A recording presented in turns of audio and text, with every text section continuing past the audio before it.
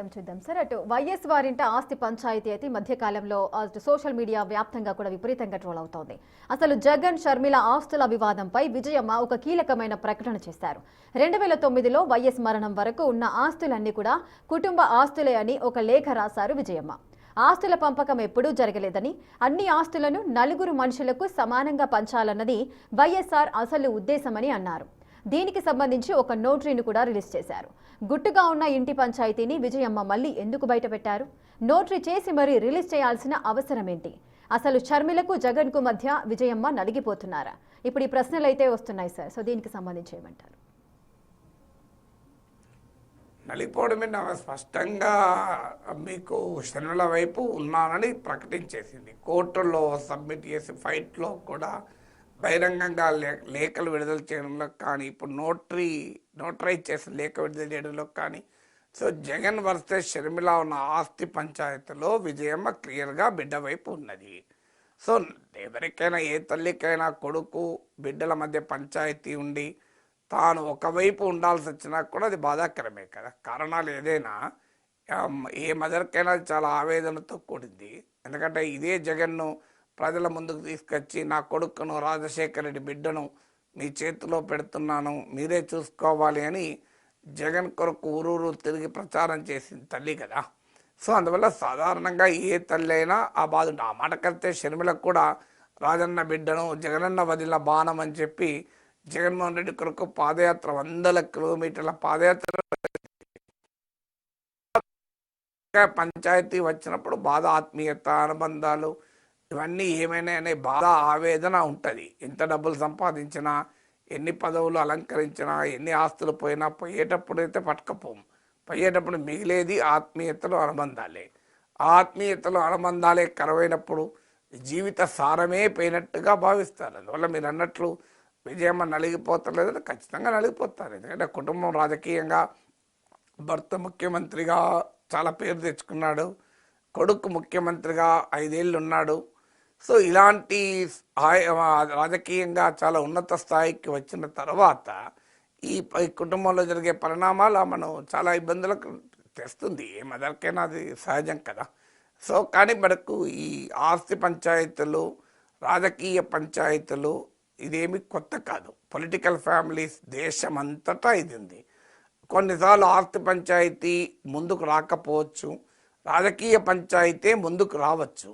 కానీ ఆ రాజకీయ పంచాయతీకి మూలంగా అంతర్లీనంగా ఆస్తి పంచాయతీలు కూడా ఉంటాయి. టోటల్గా ఉండవని చెప్పలేము. కానీ ఇక్కడ ఆ రాజకీయ పంచాయతీ కన్నా ఆస్తి పంచాయతీ ముందుంది. షర్మిల తనకు పదవి కావాలని అదంతా ఆ ఘట్టం అయిపోయి ఉంటుంది. ఇప్పుడు మీకు కవిత ఉంది, కవిత ఆస్తుల పంచాయతీ కూడా ఉంటే ఉండవచ్చు. కానీ రాజకీయ పంచాయతీ సమాజం ముందు ప్రజెంట్ చేయబడుతుంది. కానీ షర్మిల జగన్ల మధ్య ఉన్న పంచాయతీ ఆస్తి పంచాయతీగానే ప్రజెంట్ చేయబడుతుంది. సో రాజకీయ పంచాయతీ అయితే కొత్త కాదు. మీకు బీహార్లో మీకు లాలూ ప్రసాద్ యాదవ్ కుటుంబం బహిరంగంగానే పంచాయతీ ఉండదు. ఆఖరి కూతురు కూడా ఈ మధ్య నేను కుటుంబంతో సంబంధాలు తెగదంపులు చేసుకుంటున్నా అని ప్రకటించేశారు కదా. సో అన్నదమ్ముల మధ్య అయితే మామూలు ఘర్షణ లేదు కదా. అక్కడ లాలూ యాదవ్ కూడా నలిగిపోతున్నాడు కదా. సో అటు తేజస్వికి చెప్పాలా, తేజ్ ప్రతాప్ చెప్పాలని. కరుణానిధి, అలగిరి, స్టాలిన్ల మధ్య నలిగిపోయాడు, అలగిరి పక్కకు పోయాడు. సో మీకు కుటుంబంలో భిన్నమైన ఆకాంక్షలు ఉంటాయి కదా. అందువల్ల మీకు ఇదేమి ఎన్టీ రామారావు కుటుంబంలో చూడలేదా మనం? ఎన్టీ రామారావుకు చంద్రబాబు నాయుడుకు మామాళ్ళకి మధ్యనే అతిపెద్ద పంచాయతీ కదా అది. ఇంకైతే చాలా హిస్టారికల్ పంచాయతీ. ఆ తర్వాత మీకు చంద్రబాబు నాయుడుకు రామారావు కొడుకు బావమర్దుల మధ్య మీకు హరికృష్ణకు పంచాయతీ, హరికృష్ణ బయటికే వెళ్ళిపోయాడు.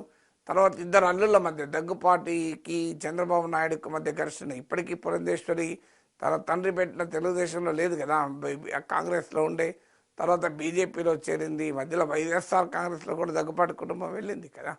సో అందువల్ల మీకు తెలుగుదేశానికి అత్యంత తీవ్రమైన ప్రత్యర్థులైన కాంగ్రెస్లో, వైఎస్ఆర్ కాంగ్రెస్లో కూడా ఎన్టీఆర్ కుటుంబ సభ్యులు వెళ్ళారు కదా. నేను ఇంకా లక్ష్మీభారత్ గురించి, హరికృష్ణ వీళ్ళంతా బయటికి వెళ్ళారు కదా. సో అందువల్ల ఇవన్నీ మీకు రాజకీయ కుటుంబాల్లో పెద్ద పెద్ద పొలిటికల్ ఫ్యామిలీస్ కదా, బిజినెస్ ఫ్యామిలీలో కూడా చూస్తుంటాం మనం. ముఖేష్ అంబానీ, అనిల్ అంబానీల మధ్య పంచాయతీ కావచ్చు, చాలా పెద్ద పెద్ద బిజినెస్ ఫ్యామిలీలో కూడా ఉంటుంది. సో అందువల్ల రాజకీయాలు వ్యాపారము రెండూ ఏకమైనప్పుడు ఇక పంచాయతీ మామూలుగా ఉంటుందా? చేయాల్సి వచ్చింది. విజయమ్మ వెనకుండి ఎవరైనా కథను నడిపిస్తున్నారా? నోటరీ చేసి మరి రిలీజ్ చేయాల్సిన అవసరం ఏంటి? అసలు జగన్ కూడా ఇంతవరకు కూడా ఎక్కడా స్పందించిన దాఖలాలు అయితే కనిపించట్లేదు అంటే ఎన్నో క్వశ్చన్స్ వస్తున్నాయి సార్.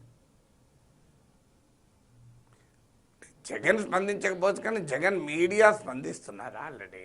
మీకైతే షర్మిల పైన గట్టిగానే స్పందిస్తున్నారు.